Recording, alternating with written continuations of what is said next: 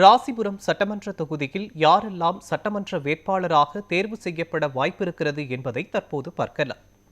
திமுக சார்பில் திமுக மாநில ஆதிதிராவிடர் அணி துணை செயலாளர் மருத்துவர் மா மதிவேந்தன், மாநில இளைஞரணி துணை செயலாளர் சி ஆனந்த் கடந்த முறை நடைபெற்ற உள்ளாட்சி மன்ற தேர்தலில் போட்டியிட்டு ராசிபுரம் பகுதியில் மாவட்ட கவுன்சிலராக தேர்வு செய்யப்பட்ட பே ராஜேந்திரன் ஆகியோரில் ஒருவர் வேட்பாளராக களமிறக்க வாய்ப்புள்ளது.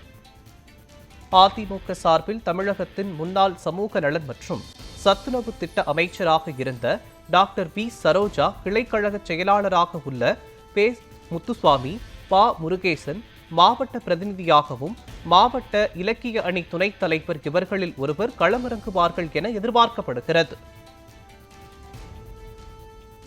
பாஜக சார்பில் பாஜக மாநில துணைத் தலைவர் வி பி துரைசாமி, அவரது மகன் பிரேம்குமார், நாமக்கல் கிழக்கு மாவட்ட பட்டியல் அணி தலைவர் தமிழரசி ஆகியோரின் ஒருவர் வேட்பாளராக தேர்ந்தெடுக்க வாய்ப்புள்ளது என்றும் தெரிவிக்கப்பட்டிருக்கிறது. நாம் தமிழர் கட்சி சார்பில் சசிகலாவை வேட்பாளராக அறிவித்துள்ளதால் அவரே போட்டியிடுவார் என்றும் தெரிவிக்கப்பட்டிருக்கிறது.